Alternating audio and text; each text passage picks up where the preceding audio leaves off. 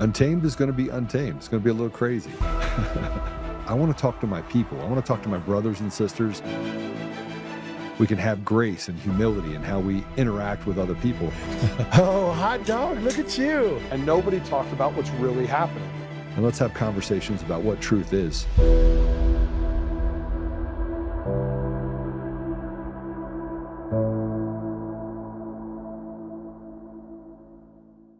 Hi, everyone. Patrick here, and we got a great interview on tap for you today. Joe interviews Pastor Sam Jones, a man on a mission who's fighting the genocide in Nigeria for Christians. What a heart-stopping, gut-wrenching interview Pastor Sam Jones provided with Joe today. He unpacks what is truly going on in Nigeria and the genocide facing many Christians just for simply being a Christian and believing in God. You won't believe what you hear in this interview today. So sit tight, watch, learn, and share the information. What a day today. What a day today. What a day. So I'll start off by saying this. I decided to trip and fall when I was bringing some stuff in earlier and busted my knee. I was like, man, I cannot believe that I was dumb enough to walk on a wet surface, and then maybe I'm not as smart as I thought I was. It's a typical Monday. But before I tell you about that and falling, I let the dogs out. And I was like, okay, I'm going to let them out. It's 5 o'clock in the morning. And lo and behold, just as I let them out, they go taking off. I see this black silhouette sitting on the wall. It was a skunk. So before I could get any words out, just any words at all, I screamed, no, as I see this puff, whatever you want to call it, go into the mouth of one of my dogs, like in his face.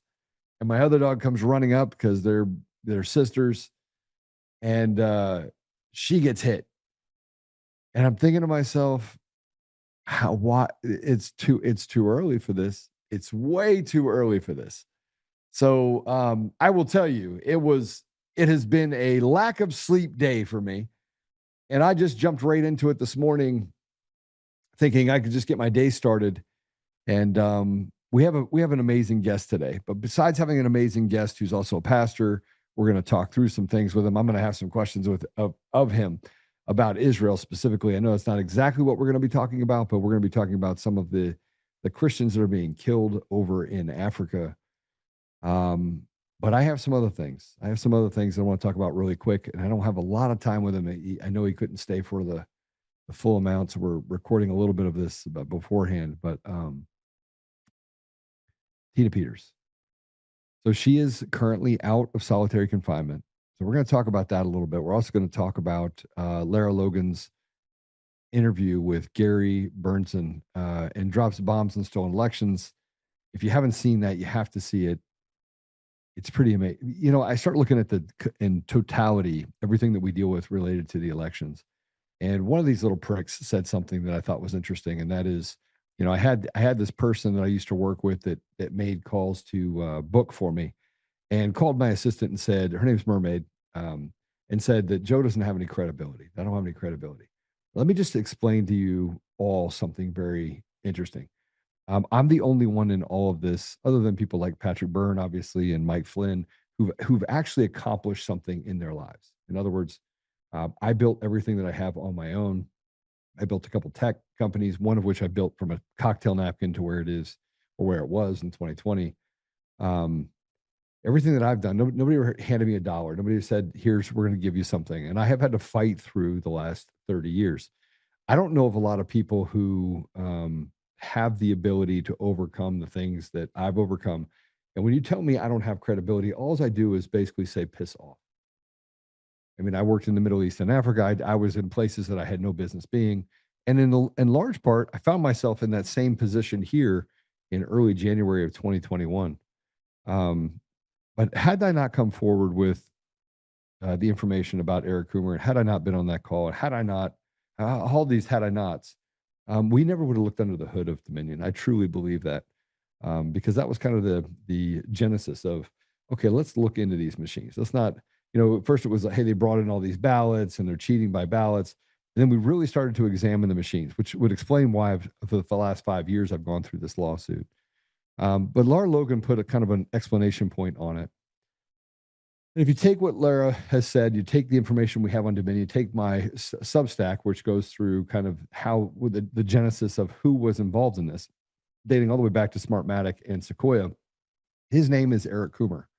And there's a reason why they're fighting against me. First of all, they've done all their analysis on me. They're like, yeah, this guy Joe, he doesn't know how to quit. We could beat him to death, and he's just not going to stop.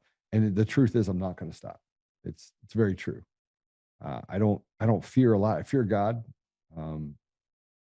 not in a way that makes me like shudder, but I fear the fact that I would go down the wrong path and not follow the things that He has in my life for me. So. But if you look at the totality of all the information that we've had, and you look at the 4 reports from Tina Peters, which Mark Cook was a part of, and I'm forgetting that guy's name. He calls himself the Raccoon. If you take all that information, it's hard to ignore. And you look at the history, you know that it's gaslighting. You know this is just a long charade, and the charade has gotten so bad that I started thinking to myself, what would possess someone like Eric to get on a call and to brag about things? And then I went back and looked at all of his posts and things that he did, and it's a self-indulgence thing for him. I started looking at the fact he probably called in, and he probably did it because he was either high or drunk. You pick it, right? But just a really bad guy with bad behaviors all the way around. But I did put out an X post naming Eric Coomer, and I got to tell you, Tina Peters is 70 years old. She's in jail. You have people in Colorado that have been let out of prison after doing things like trying to abduct a young child. They've done really bad things. The same judge in this case let someone go. He had enough fentanyl to kill everyone in the state of Colorado, and he let that person go for trafficking with just probation. And so the entire system is designed to treat us like slaves. And even though we've uncovered it, we sit back and we just kind of wait. So we're going to talk about that, and we're going to talk about some other bizarro things that I see happening, what they're doing to ICE, frankly, this whole thing in Dearborn, Michigan, which has gotten a little bit out of hand and now has put kind of a spotlight on, can't we just get rid of all those illegals? Because you know that there's a ton of them there in Dearborn. There's a ton of them.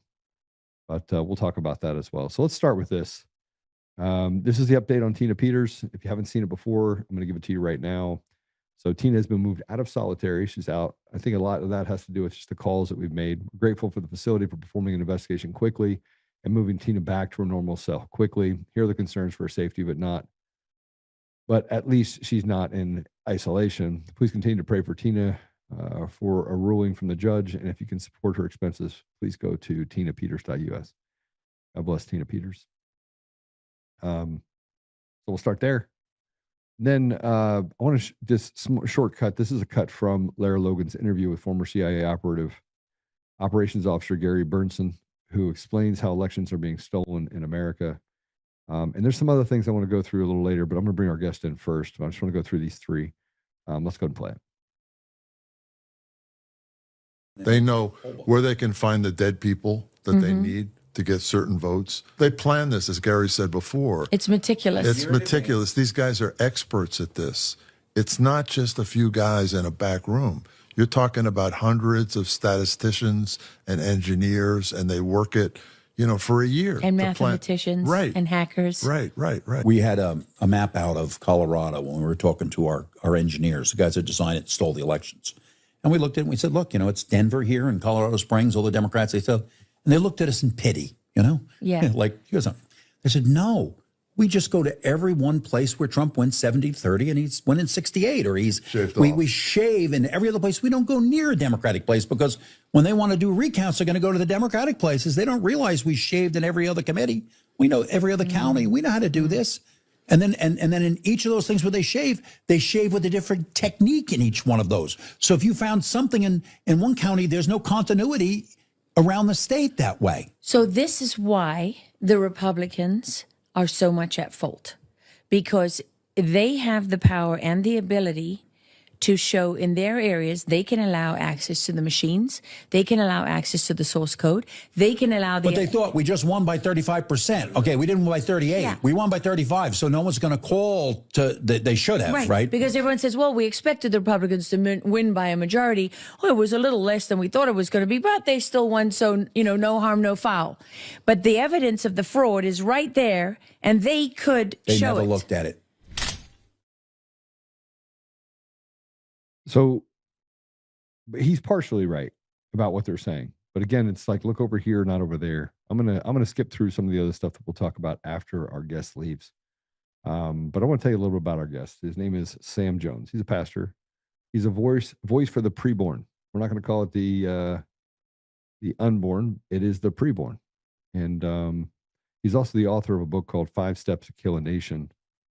I'm going to just bring him in. So he leads Abundant Life Christian Fellowship in Humboldt, Iowa, guiding the congregation with a Christ honoring vision. Sam, welcome to the show. Joe, it's good to be on here. How are you doing today? I'm good. I'm very good. Very good. I'm on fire more than I was yesterday, but kind of working through it. Yeah, I have to be honest too. I'm glad that we're doing this virtually, especially after your dog got hit by a skunk. I don't know if any of that got on you or not, but I'm glad I don't have to smell you at least today. But I am glad to be on the show. Yeah, it's kind of a crazy thing. You wake up in the morning, think to yourself, you know what? I think I'm going to get my dog hit by a skunk, and then I'm going to have to get out some Dawn dish detergent and some hydrogen peroxide. I felt like I was prepared for it, though. I felt like I had enough stuff in the house that got me through it. I was able to clean up my dogs, but yeah, pretty crazy. That's good. The hydrogen peroxide works good too. We had a dog that, man, it seemed like he'd get hit about once a month. They're growing up. I don't know. He just never learned. And so a lot of that tomato juice, but peroxide, I think, works better. So glad you had that. We went through 2 bottles of it, so I hope it works really well. Yeah. Yes. So let's just jump into this, because I'm going to have an extra question for you or two related to this, but I want to talk about the Christians that were killed in Nigeria since 2009. And first of all, I'll just say this. I worked in the Middle East and Africa. I'd been to Niger Delta. I'd been to Nigeria. I'd been all over North, East, West Africa. Why are we just hearing about it now in 2025? Why is it that we were screaming about this decades ago? Yeah, actually, one of the kind of key attacks that happened was actually there in 2001 on 9/11, the same time when our Twin Towers were getting hit and the whole world was looking at that. That's really when the genesis of the persecution in Nigeria happened. So I mean, it's been happening for a while. The last 5 years, we've had 90% of Christian persecution deaths or martyrdoms have happened right there in Nigeria. So this is a major thing. Our numbers is that we've had over 7,500 Christians that have been martyred this year. And that's direct martyrdom. That's not, after Muslims come down and they attack a village and they drive the Christians out of their village. And then there they are made as IDPs, or internally displaced persons, essentially refugees in their own country. What ends up happening is that they end up dying. Some of them end up starving to death. Some of them end up dying because of poor hygiene and just not having access to anything. And so health issues come up. We're not even counting those numbers. We're just talking about the direct numbers of Christians that are being martyred with this. But the reason why people aren't hearing about it today is because one is propaganda. There's a red-green axis, those of the communists and those of the Muslims that have come together. And so they put out their propaganda and they have stopped the message from actually going out as to what's happening in Nigeria. And right now, the Nigerian government is putting out that it's not a Christian genocide. Instead, they're saying what's happening is that it's just a farmer-herder conflict or a tribal conflict or something like that. But that's not the case. It is actually Muslims that are coming down, the Fulani ethnic militia that is coming down, and they're actually trying to kill Christians and to drive them from their land. It's jihad that's happening. But even when news does go out, which isn't often in Nigeria because it has to all run through the government, what ends up happening is it goes through the AP, which Al Jazeera then takes it. And of course, they sterilize it and they change what's actually happening. And so you might hear when a big attack happens that there were 100 Christians that died in Nigeria. But it's not going to come across as Christians. It's going to come across as 100 Nigerians died in some kind of a farmer herder conflict or some tribal conflict. And so there's a lot of things that's going on right now, but a lot of it comes down to corruption and, of course, this red-green axis of Marxists and Islam that's taken route, that's trying to unseat the West and unseat Christianity. Okay, so let me just kind of there's something that you probably need to know about Nigeria. One, it is rich in resources. Absolutely. So let's just talk about the elephant in the room: CIA involvement in Africa and the Middle East, and some of the kind of direct destruction of the sovereignty of nations.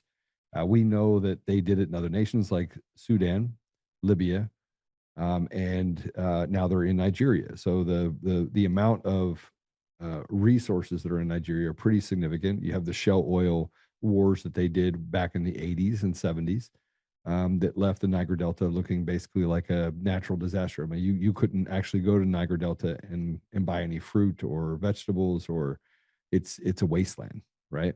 Mm-hmm. You ever been there before? I've not. I've been to Nigeria several times, but I haven't been to the Delta there. So how do we stop this genocide? Call it what you want. Yeah, I'm going to tell you right now, there are tribal conflicts happen in Africa. It does happen. You do have the Boerish and the farmers and groups that will have tribal conflict, been doing it for thousands of years. That's not what this is. But this is also heavily funded. I mean, these people are coming in with machinery, and we know that the only place they could get that from is not Islamic forces. I mean, these are U.S. arms in many cases. So how do we get rid of the CIA influence in that area when it most certainly is going to be tied to our intelligence community? Yeah, so what we're finding actually is that it's the Wagner group, mostly, that's arming these guys from Russia, is what it seems. They're coming in with AKs, driving in on motorcycles and attacking. Now, I think the best way when we look at this is to get the Nigerian government itself to actually put pressure. And I would say President Trump did a very good job with going and threatening both sanctions and then also, threatening military action as well against Nigeria, in having a strong foreign policy. A lot of times you get the NGOs and they come in and they think that what we need more U.S. aid. But what we've been advocating for to equipping the persecuted is not more U.S. aid, but actually a stronger foreign policy is what we need in order to get them to stop. But you're absolutely right. One of the biggest issues is that the Nigerian government just sits back while these attacks are happening, while they're aware of these attacks, and they become complicit as they throw their hands up, almost as Pilate just washing his hands of water and saying, "This sin isn't mine." And so actually calling them out and getting that pressure on them, I think, is really the first step that we need in order to stop this persecution. Sam, how much time have you spent in the Middle East? Middle East? Yeah. I haven't spent time in the Middle East, just Nigeria. Just Nigeria. Instead of all the nations, you've been just in Nigeria. Have you been to like Kenya, Uganda, Tanzania, Ghana, any of those other countries, Rwanda? Nope. Nigeria is the only one there. Okay. So I'm gonna tell you something you maybe don't know. Okay. And that is the sophistication of the governments of Nigeria and all these other these African nations is not on par with U.S. Unintelligence. I say unintelligence because we seem to be able to catch one person, but we let a bunch of people kind of walk by, right? Mm-hmm. And by the way, I'm not anti-U.S. government at all. I'm not anti-government. I'm anti-corruption and this thing that we do to simplify things. I was in Sudan. And they said there was genocide and ethnic cleansing in a place called Darfur. Are you familiar with that? Yep. Okay. Are you familiar with the history of that? I'm probably just a little bit, not like obviously not on the ground or anything. So they sanctioned and President al-Bashir. One thing you need to know about North Sudan is a place called Kanana Sugar. It's one of the largest sugar producers in the entire world. It's owned by multiple nations, including the United States, Saudi Arabia, Britain, a bunch of other places. It's kind of a conglomerate operation. And they said there was ethnic cleansing and genocide. They tried Bashir at The Hague. They said, okay, well, you're guilty of war crimes. So I went up and said, okay, let's look into Darfur. Or they had the comprehensive peace agreement, they had a Darfurian peace agreement, they had the East peace agreement, they had all these agreements. And so I went to Darfur. And there was never any genocide or ethnic cleansing that was happening. It didn't exist. I'm not saying people weren't dying, because they were dying. But we were able to find that there was outside influences mostly. And this is where it gets complicated, because I've spent so much time there that I start to get a little bit disenfranchised with kind of the elements of how we create a narrative. And I know that Christians are dying in Nigeria. I know that for a fact. I know that it's not farmers versus, that's not happening. They're literally knocking off Christians. But who's responsible for it becomes the biggest issue, right? Is the state sponsored? Can the government of Nigeria actually do anything about it? And when the problem gets so big that they can't, then they typically do what they're doing right now, which is analysis paralysis. They just don't do anything. They can't get ahead of it. Yeah, so I think that there's multiple layers as to kind of what's going on here and what you're asking. And you're asking for like the third or fourth layer back, and so I appreciate that. So the first layer, when we look at this, when it comes to what's happening in Nigeria, is that I do think we do need to establish that it is a genocide, that it is an ethnic cleansing here of trying to go and attack Christians. 20 years ago, Nigeria was about 70% Christian. Now it's down to about 45% Christian. And it is because of the act of jihad, which is, of course, the ideology of Islam. If you go and look at Boko Haram. So it starts with of course, Al Qaeda, African ISIS, Boko Haram. And then now it's coming in through the Fulani ethnic militia, if you're following that. But it's all the same ideology here. When you look at this, it's fundamentalist Islam that's really pulled out of looking at the theory of abrogation when it comes to looking at the Quran and looking at the later later revelations that Muhammad had as the superior ones because of all the contradictions that are in the Quran. And I think this is the first layer to look at. Ideologically, that's the first layer that's happening in this attack. That's going on. But you are right; they can't do this on their own. It would be true Boko Haram as well. But the Fulani ethnic militia from the Fulani herdsman tribe there, they wouldn't be able to fund themselves. So you're exactly right. Money is coming in from other places, and there are other strings that are behind this. But what we've seen right now is that actually we are in a place where we can save lives and help lives. Some of the things that we've done is put up like basically alarm towers or tornado sirens for those who are in the Midwest who might understand that a little bit. When attacks start coming, we send those off, and of course, people get out of the way. It's not this huge army that's coming in, but it is the fact that the Christians themselves, because there's no Second Amendment in Nigeria, they have at best homemade, almost blunderbuss type shotguns in order to defend themselves. They don't have an actual defense that's set there. And so right now, the Nigerian government could step in and actually stop the Fulani if they wanted to. And the problem is that they're not. But you are exactly right. There's no way that the Fulani is providing themselves these weapons. They're getting them from somewhere else. Yeah, but you said Russia. So again, I feel like I'm always apologizing for Russia, but I study what their missions are and what their strategic plan is, not just for 5 years or 10 years. And I'm always curious about Russia because they became the big bad wolf after World War II. And somewhere along the line, they became our ally to our enemy. And it happened over probably a decade and a half. Early 50s is when it really started to, take hold. But I look at that and I go, all right, if I were Russia, I wouldn't provide them with Kalashnikovs and AK-47s. That's just not what I would do, right? If you were trying to be covert about it. Now, if you wanted to openly support it, which they have not, you would do that. But if you wanted to look like somebody else was responsible for it, which is in large part, look, people are just not that bright. Let's just be the average IQ in the United States. I think it's like a 94, right? So people are easily fooled.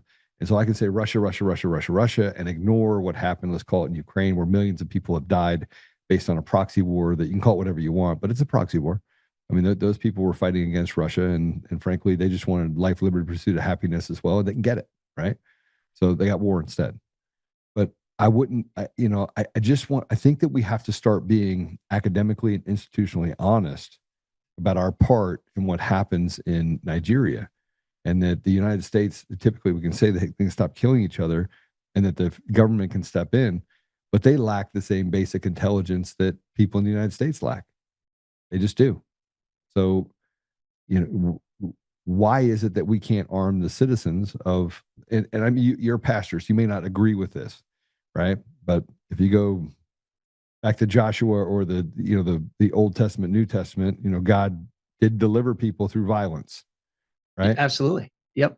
And so how do we get to a place where we can allow them to protect their sovereignty and fight against them, right? Or at least give them that as an option instead of letting them just be slaughtered, which is what's happening right now. Right. So one of the things that we have as well in Nigeria, one of the things that I've been pretty involved in is the pastors group that we have. We've got a pastors network with over 1,000 pastors. And the first year I was there preaching, you're exactly right. One of the things that his preaching was simply there in Nehemiah, that he built the kingdom of God there, rebuilt Jerusalem with a hammer in one hand and a sword in the other to defend himself, and went over that the biblical foundation is for self-defense. And another thing I really encouraged pastors to find was that they need to find Christians to get involved in government. They need to find young Zerubbabels or young governors or young Nehemiahs that can go and actually then support them. One of the biggest issues that they have in Nigeria in the Christianity realm is not a lack of Christians. Of course, you want more Christians, but the nation was, like I said, 70% Christian 20 years ago. And it's about 50-50, just under that right now, between Christian and Muslim. And so one of the big issues is that they vacated the political realm because they were taught that politics is bad. It's ugly. It's ucky. It's bad. But really, they needed to be involved in politics. Now, when I'm explaining, of course, it's going to take a number of years in order to implement that. This isn't a quick fix to look at this. But this is also why laws are so vitally important. Scripture tells us that laws are tutors to us. It teaches us. And in America, I'm thankful that we do have a Second Amendment because it teaches us self-defense, which is a biblical concept. Jesus even told his disciples to take a sword with them. Yeah. Sir, do you want to jump in there? No. I was just going through the Bible verse of sell your cloak and buy a sword. Yep. And when he sliced off the ear, he said, no. But it wasn't because he was saying not to go to violence. He says it wasn't necessary at the time. I think there's I studied Aramaic and Arabic and the kind of the roots of words, and we've misinterpreted quite a few, but that's just my opinion. Yeah, no, I think you're right. And I mean, part of the problem is if I can be, a little bit candid here, in America especially, but then it's because we've exported it through missions in America, we really have an effeminate Christianity that doesn't really understand that evil actually does exist. It actually does need to be opposed, and it actively needs to be opposed. And this is in every area. I love the introduction on your show that you had because you're standing up even in the realm of voting machines, even in the realm of elections. There's corruption, as you can imagine, in Nigeria with elections as well. More literally on the people showing up and literally physically stealing ballots there. But that is a place where Christians need to step in the void, because what is stealing? Well, that's a violation of the 10 Commandments. What is lying? That's another violation of the 10 Commandments. And this is a problem that we have because Christians look out and we've gone and exported our moral code by saying, you know what, we need to replace this with love covers a multitude of sin. Well, it does, but it only covers that multitude of sin if sin is actually recognizable as breaking the law. And so those laws need to be there. There is no place for mercy until justice is established. You remember the saying of John Adams that mercy for the guilty is, what is it? Mercy for the guilty is an atrocity for the innocent. I think that's right. That sounds like John Adams anyway. We I said something this morning, and you said I want a biblical perspective because I don't think that I think Nigeria is a larger symptom to our problem. It's not the problem. That's Right? fair. We have run away from humanity. We have taken God out of everything, and we've tried to solve things secularly, and we've made everything about the boogeyman, right? So everything's about racism, everything's about homophobic, transphobic, all this other stuff. We don't get to so we debate the ridiculous when we have a Mhm. basis for what is not ridiculous. The Bible is not ridiculous, right? It's very clear, right? Right. And even if you were to argue that the Quran was a secondary book, even if you were to agree that, which I'm not agreeing to, right? But I'm saying that even if you were to agree to it, there's so much that they've misinterpreted about that book that allowed them to go do bad stuff that it's gotten to the point now where we have God fighting God, right? And Mhm. so we've allowed evil to get a seat at the table, not just in the United States but around the world. So 12,000 people in the last 20 years have died in Chicago, right? Yep. It's a blip on the map, and we have the ability to defend ourselves, but then we strip our ability to defend ourselves. And the same thing was happening in Nigeria. We could make it so that every home there is protected and is behind a wall that allows for violence to become the answer, or force to become the answer against evil, because evil never just crawls back into its hole, right? Right. And yet we forbade people from doing that because we're like, no, we have a better answer for you, and the answer is no answer. We're gonna give sanctions, which ultimately may punish ISIS, but who does it punish more? It punishes the very people you say you're there to protect. Yeah, if the government doesn't actually listen to it there in Nigeria and doesn't actually accomplish what it needs to, that it would have the trickle down effect. There's no doubt about that.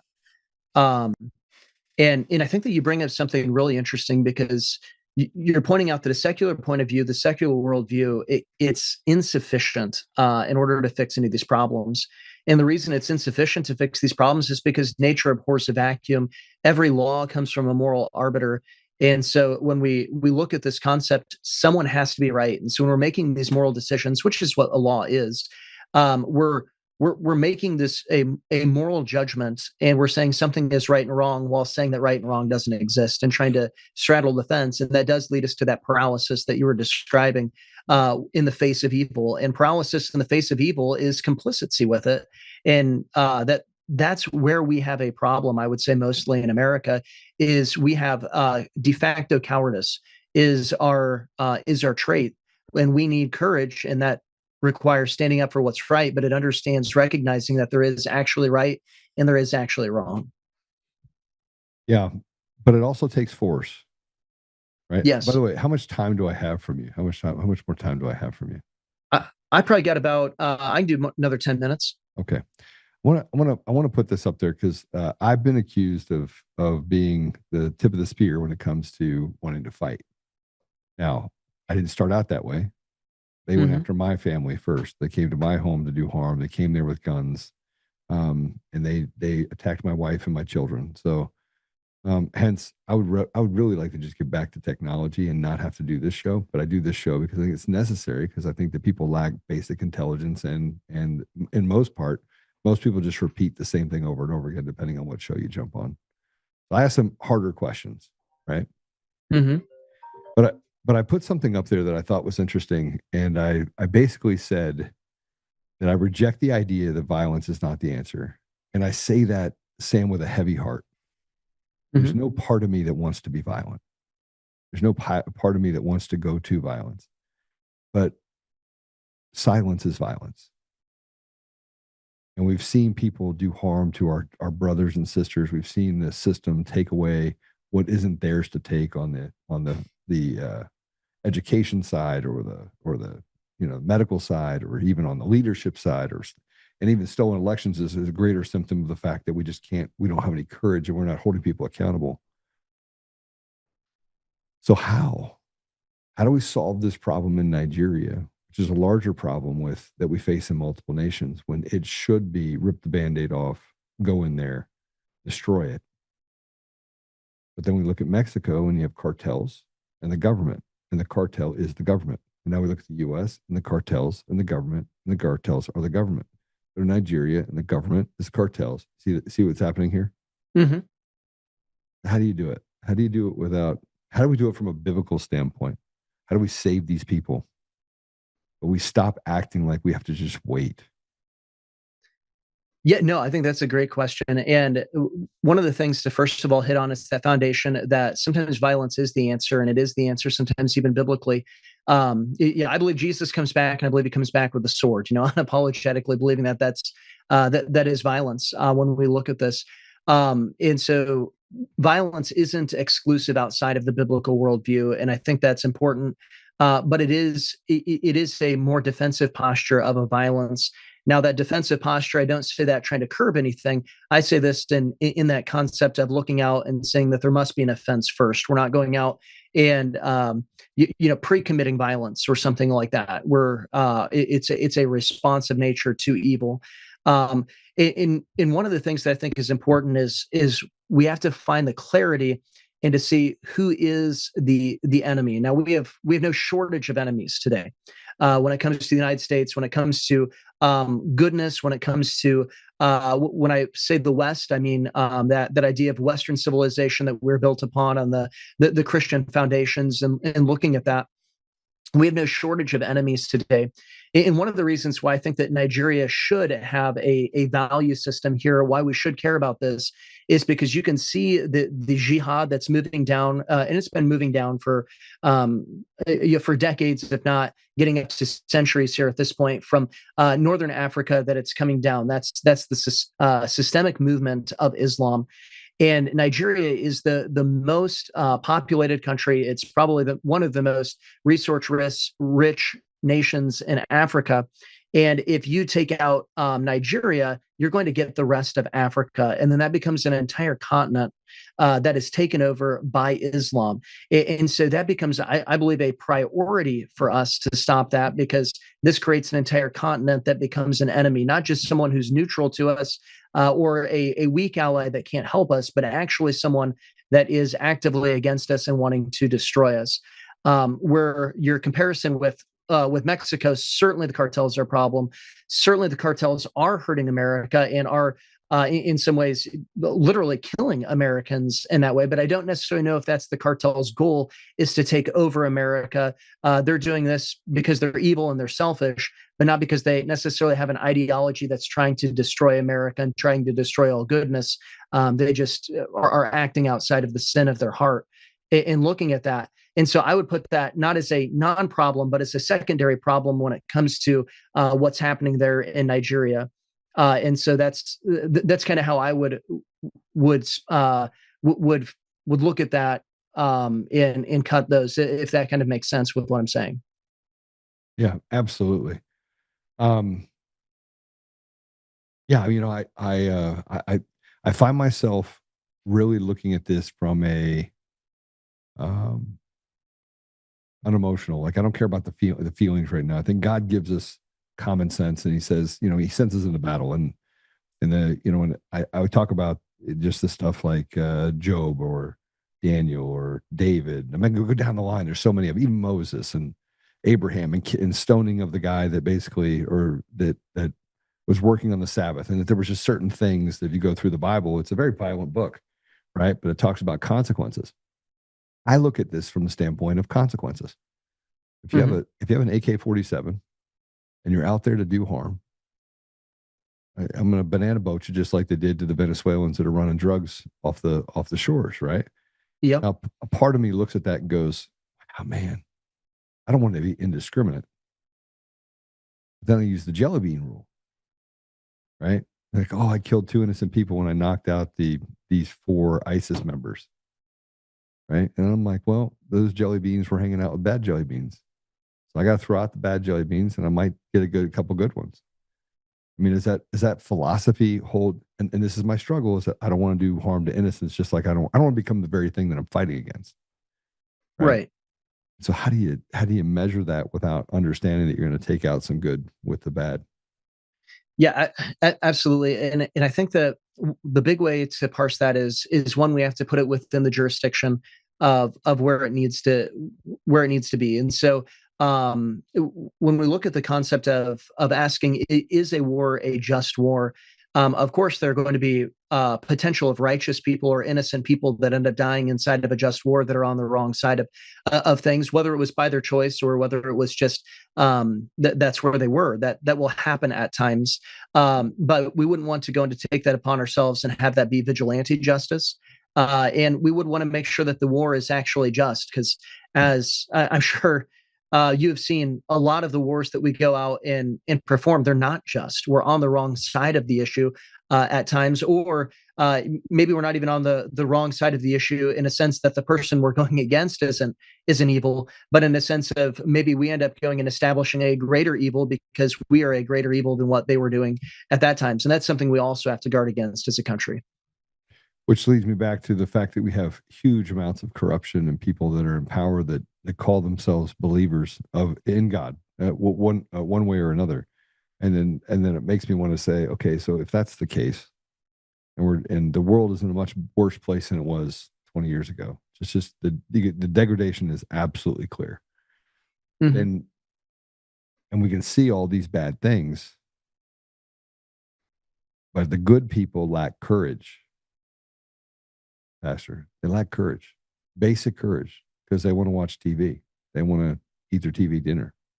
But what can the Christian church do? What can the Christian church do? You know, we reach millions of people every month on our podcast. How do we get the American church to mobilize and do the same thing? It is tens of millions, hundreds of millions. How does it mobilize in such a way that it can have a huge effect on what happens, in not just in Nigeria, but in protecting the basic ethos of our own nation? Yeah, I mean, the evil of our nation is incredible. We rip babies limb from limb inside the wombs of their mother. We allow mothers to go and to poison themselves, and then the pro-life movement itself goes and says it's those mothers who have just killed their own children that they themselves are the victims, even though they're the ones who went and procured the pill and willingly took it. I mean, the evil in our nation is absolutely incredible. And I think that there's two things that we need to do. One is that we need to return to the law of God. One of the biggest issues that we have in our nation right now is that we believe, especially within the Christian ethos, that if you vote R enough, if you vote Republican enough, you are going to save our nation. Well, I live inside Iowa, where we have a supermajority in the Senate, the House. We have a Republican governor. We've had the trifecta for, I believe it's 9 years now. And we have an all-appointed Supreme Court justices are all appointed by Republicans right now. And yet we're still dealing with property rights. We're still dealing with life. We're still dealing with marriage. We're still dealing with all of the things that are literally on the Republican platform. The issue isn't that we need to vote Republican more. The issue is a different R issue, and that is a repentance issue. We need to repent. And the only way we're going to repent is through the proclamation of God's law, that there is a law, that there is a king, and that we have violated his law, and that we need to bow our knee unto King Jesus. And so I think that we need to bring that message back, the message of repentance. We need to stop asking the question, what will get more people rears in the seats and bucks in the offering plate. We need to stop looking at butts and bucks, and we need to start looking at what does God say, and we need to unapologetically proclaim that message. But I think the biggest issue that we have is that we have cowardly pastors. Instead of the Black Robe Regiment, which we had in 1776, we've got the Pink Cardigan Brigade. That's the real issue here. We've got a bunch of pastors wearing pink cardigans out there, and they're preaching these wimpy messages, and they're not actually proclaiming the word of God. And so we need to drive those hirelings out and get real shepherds in America again.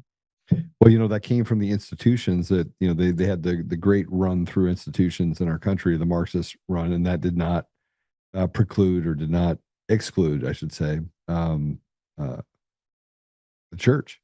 I mean, they went after the seminaries. They went after the theological centers. They created wolves in sheep's clothing and put them as mega pastors, and had them. They were afraid to talk about things at the pulpit because they were told not to, because it's politics.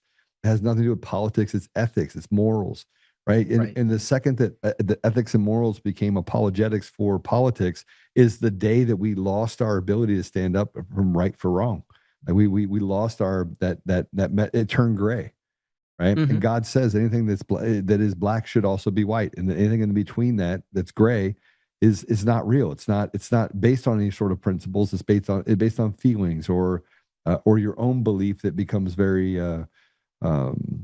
it allows you to get away with being a bad person, right? You said pink cardigans with, I would say, even the ones with the rainbow deals saying that, you know, sin is not sin, right? So, yeah. Well, Pastor, I thank you for coming on. You wrote a book. Thank you for having me. I'm going to read it. I just got done reading Fred Galvin's book, who was Marsoc. I sent him a text message saying, I'm more upset now than I was before. So I'm hoping that I get more from your book, 5 Steps to Kill a Nation.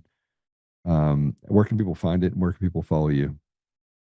Yeah, so you can find 5 Steps to Kill a Nation it's at enemieswithinthechurch.com. There are enemieswithinthechurch.com right there in the store. It'll have 5 Steps to Kill a Nation, and you can get it right there. And then also while you're there, you should check out the video, the documentary Enemies Within the Church.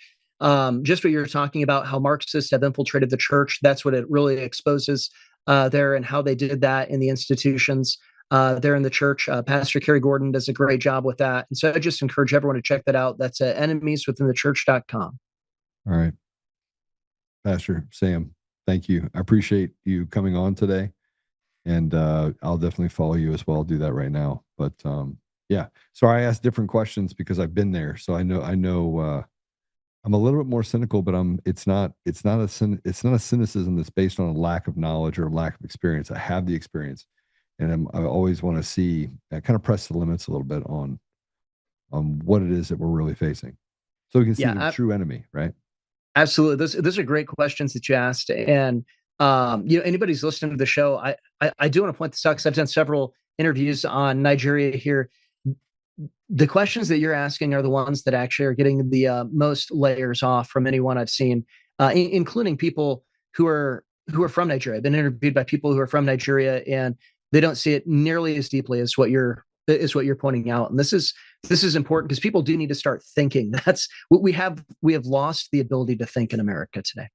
If you can't think, you can't solve problems, and then you're captured. You're literally captured. You're a slave. And then the Bible is very clear on bondage and how to get out of bondage. And it's almost got its own prescription, right? But we have to be willing to stand up and do the right thing. Someone has to dance first. And I think that's the interesting part about where we're going, is that pastors can only be courageous if they see someone else that they can follow that's courageous. That's right. Yeah. All right, Sam, God bless you, brother. God bless you. And thank you so much for having me on. All right, take care. Thank you, everyone, for joining in and watching that interview between Pastor Sam Jones and Joe. Just a lot of info there to digest. Wow. Simply wow.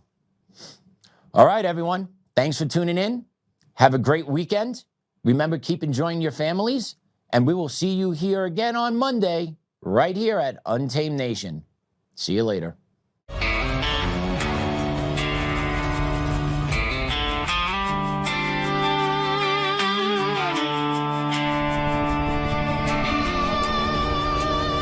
Rise up untamed, in the heart of the fire where the wild ones roam. Joe Oltmann's calling, bringing truth back home. From conservative daily to this untamed fire, we shatter the silence, lifting spirits higher. No chains can hold us, no lies can prevail. Authentic and fearless on this rugged trail. Patriots gather under stars and stripes. Untamed nation, igniting the night.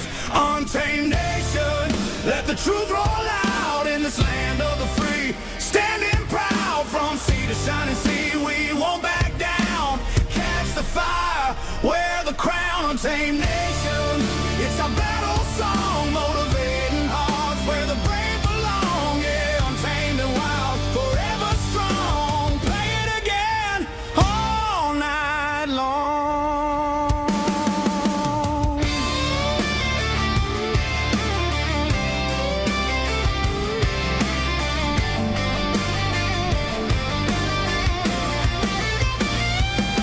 Break the mold, chase the real. No more games, time to heal. Joe's voice leads the untamed crew. Truth matters through and through. Untamed nation, let the the truth roll out in this land of the free. Standing proud from sea to shining sea, we won't back down. Catch the fire, wear the crown, tame nation. It's our battle song, motivating hearts where the brave